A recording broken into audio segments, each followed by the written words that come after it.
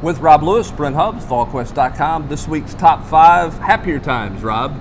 Top 5 non-conference, non-opening games that we've seen over the last 30, 40 years that stands out in our mind. Not going to mention Georgia State, not going to mention Duke winning in Neyland Stadium, and a few others along the way, right? Rutgers, North Texas, which Georgia State joins the list. Yeah, they may trump all Tops of those. It probably does top the list. All right, let's talk about the 5 that we're talking about. Stands out to us.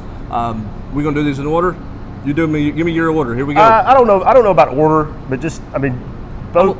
We started with Oklahoma here a couple of years ago. Oklahoma here, it was a loss. It was a loss, but man, what an atmosphere. You didn't know what Baker Mayfield was going to turn into at that point in time, but he kind of gave you some notice in that fourth quarter when he brought Oklahoma back from 2 scores, went on to win in overtime.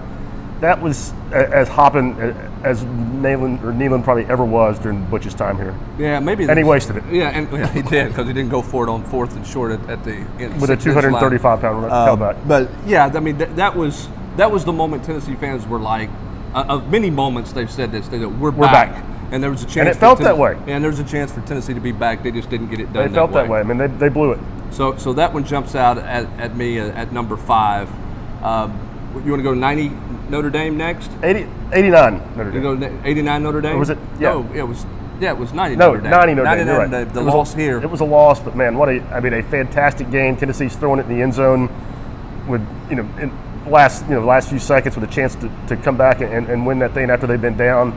And what an crazy amount of talent on the field that day. Well, just for Notre Dame, you had Chris Zorich, you had Rocket Ishmael, then for Tennessee, you had Carl Pickens, you had Alvin Harper, the running backs, Andy Ricky Kelly, Waters. Ricky Waters was on that team as well for Notre Dame. At that time, probably the best collection of talent we've seen in Neyland Stadium in a long time. You're talking both sides of the ball. It was incredible. Tennessee was, playing for SEC championships. I guess they won the SEC that year, 89. And Johnny had it rolling, and Tennessee was getting back to being a national program again. And even though they lost that day, they felt like a national program. They deserved to be in that game. And what jumps out to me, what I'll remember, it's one of the last games I can remember about students camping out for tickets, because that was back in the old day. It was a different lottery. You weren't paying for tickets. You had to camp out to get your tickets, and it was lined up. My sister was a student here, and it was lined up down the old student center and up the hill. People literally spent the night out for a Tennessee football ticket. Hard to imagine where things are right now that's what it was. Yeah. Just an unbelievable collection of talent that day. So that one jumps out. That's 2 losses, but 2 big-time non-conference games.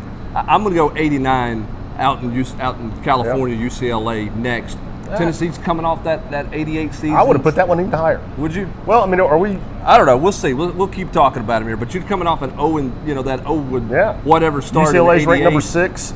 Tennessee's unranked. You got the introduction of Cobb and Webb in that game. I think that was the first pay-per-view game ever for Tennessee, by the way. Tennessee goes out there and wins that in unexpected 24-6. Smokes them. Dominated on the ground that game. And you knew then, coming off of what happened in 88, Tennessee had gotten better in a hurry. Coach Majors had it rolling in the right direction. That's a huge game. That's a huge non-conference game. Just from the come out of nowhere aspect of it. Like I said, UCLA, I guess, in hindsight, was probably overrated. But they were, number 6 in the country. As I said, Tennessee was on nobody's radar. That's the year after they'd started 0-6, correct? 88. Yeah. So sure. They won their last 5 that year, but they were not in a good place as a program. And then to go out there on a national stage against a team that people thought was, would compete for a national championship and do that was really the beginning of, hey, we're back. Yeah, that certainly was a pronouncement that Tennessee was back. You might have to bump that one up to number 2 for sure. You got to throw the 94 Washington State game in there. A lot of people watching this going, what? But think about Birth of a legend. Well, and you were 1-3 at that point, Tennessee was. They'd just come off that Mississippi State loss where they turned it over 5 times. Peyton had made just enough plays to where you thought, hey, this is going to be maybe the guy.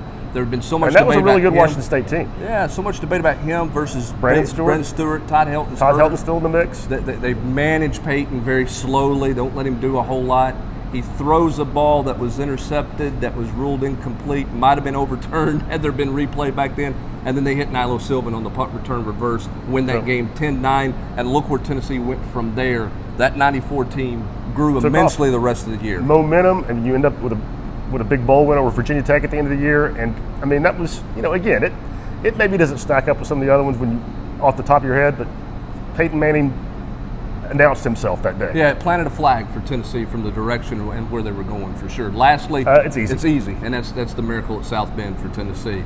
That screen pass Coach Fulmer called to Aaron Hayden that opened wide up for unbelievable. You had to block field Jeremy goal. Lincoln blocking the kick with his butt. You know, I mean, a game where Tennessee was just absolutely dead, whitewashed to start that game. They were blown Over. out, and to find a way to win that game, it goes down in history. That's one of those games where everybody knows where they were when John Ward said it was good, and then he said it was no good at the end. And then, just and coming on, again, we mentioned the previous Notre Dame game. To come back, a lot of the same collection of talent on both sides of that game, and win it the way they did, just dramatic. I mean, that's one that Tennessee fans will never forget. Well, and you're playing at their place in Notre Dame. And, I mean, you haven't played up there very often. It's the mystique of Notre Dame. The cathedral of college football. It's freezing cold, and you find a way to come back and win that game, and that's one where everybody realizes and remembers where they were and what they were doing that afternoon. That's 5. We left out some others I'm sure that you want to mention in there, so jump in on the General's Quarters and talk about that, and talk about what you think is this week's top 5. For Rob Lewis, I'm Brent Hubbs.